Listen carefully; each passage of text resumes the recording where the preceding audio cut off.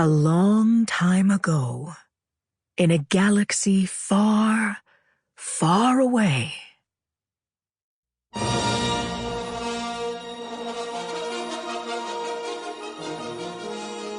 Penguin Random House Audio presents Star Wars: The Mask of Fear, Reign of the Empire by Alexander Freed.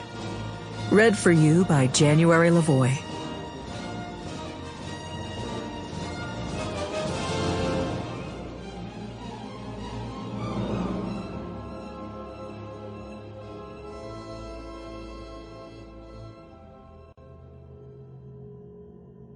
The Jedi Rebellion has been foiled.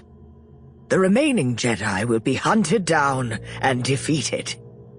The attempt on my life has left me scarred and deformed. But I assure you, my resolve has never been stronger. In order to ensure the security and continuing stability, the Republic will be reorganized into the first Galactic Empire. For a safe and secure society, Emperor Palpatine. So this is how liberty dies, with thunderous applause. Padme Amidala.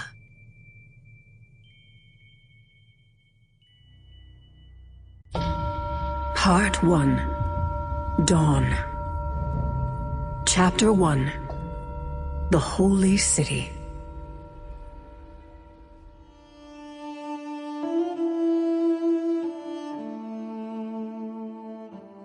The Holy City was chiseled from the stone of the desert, rising into the twilight like an outcast in a wasteland. Its dun walls were coated in the dust of ages, and from afar it had seemed a lifeless place, blessed only in its failure to erode into the sands. Yet despite the suffocating clinch of antiquity, despite the dying sun that blanched all things on Jeddah, the city streets were full of color. Red-cloaked shoulders jostled sapphire pauldrons, and jade arms brushed opalescent antennae. Beings of every shape pressed down the cobbled avenues, striding, crawling, marching beneath archways and merchant awnings and listless banners unstirred by the air.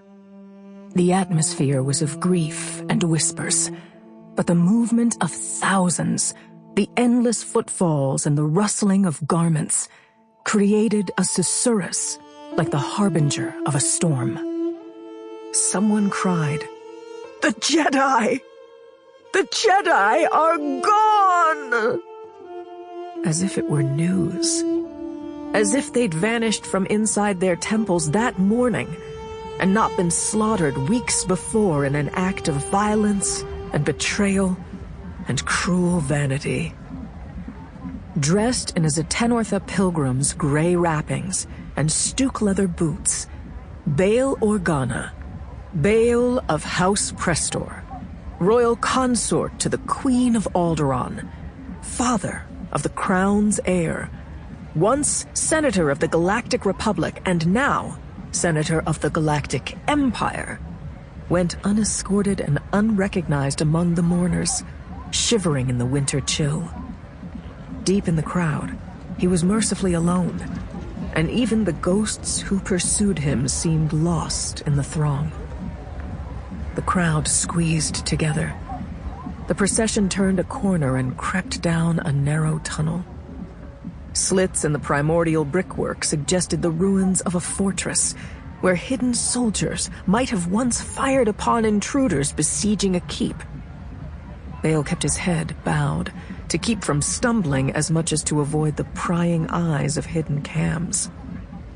The mob was not swift or belligerent, but it possessed the force and inertia of a glacier. To be caught underfoot was to be crushed.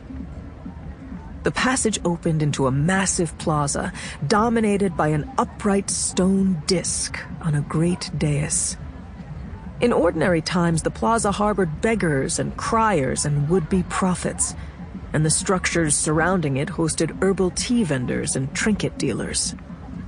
It was, Bale had been told, one of 88 such plazas in the Holy City, and unremarkable in its sanctity. Only today, the beggars and criers and prophets, and the merchants too, had fled to make room for the endless procession. Of the thousands of mourners in the plaza, perhaps 100 could squeeze onto the dais, and these crushed together, casting their bodies against the disc and turning it on its axis. Old men pushed on their knees, while a gargantuan cragmaloid panted and groaned as he leaned onto the disc with his shoulders, eyes cast skyward with a look of profound grief. With every quarter turn, a dozen pilgrims scrambled away, and others raced to replace them, ensuring that the grinding of stone went uninterrupted. Weeping and screaming rose from all quarters as the mourners were overwhelmed by purpose and ritual. "Master Tin!" someone called, and another cried, "Sister!" A third began a litany. "Ali! Oravi! Caladastros!" But mostly, the shouts were wordless and instinctive. Bale was tempted to join the chorus, but his was not a howling grief. Not a grief of helplessness, absent of responsibility. If he called out, his ghosts would hear, and the haunting would resume. The current carried him inexorably toward the dais. A fainter cry rose in the distance. "Betrayers! Betrayers of the Republic!" Yet no one seemed to notice the protest. He checked his timepiece and delayed climbing the dais steps as long as he could, but soon he was crammed among the mourners striving to rotate the disc. He found it difficult to gain traction. The dais and the carvings on the disc itself were worn smooth, and only the ubiquitous dust of the Holy City offered any purchase. He began to sweat as he pushed, despite the cold. Yet the disc was moving. It seemed that his efforts made no difference, that the larger and stronger mourners were entirely in control, yet he pushed anyway, and stone scraped against stone. To his right was a saffron-skinned Tarsant in a worker's jacket and rugged pants. The man was broad-shouldered but squat for his kind, and his wedge of a face turned to Bale and nodded slowly. "You should be home," he said, "with your wife and newborn girl." I should, Bale thought. There was no use denying it. Instead, he said, "And you, Admiral, have a fleet to command. But both of us are here." Each man returned his attention to the disc. It shrieked and moaned, turning another half a meter before the Admiral asked him, "Why? Why am I here?" "Yes." Bale tried to shrug, but it was impossible when his arms were straining against the stone. He felt likely to collapse if he unclenched his muscles. "You first," he said. Bale had never thought of Tarsans as particularly strong, but the Admiral seemed unwearied. It made Bale feel old and feeble, which he supposed he was nowadays. He certainly wasn't young anymore.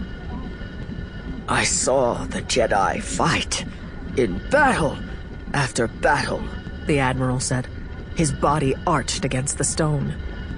"Some of their order I monitored from a distance. Others I dined with, plotted with, shared barracks with in the field. I liked many of them, grew weary of others, but all earned my respect. All were brave and honorable guardians of the Republic. I don't suppose that was true of every Jedi. No organization is free from corruption, And what the Jedi Council plotted in the end? Sample complete. Ready to continue?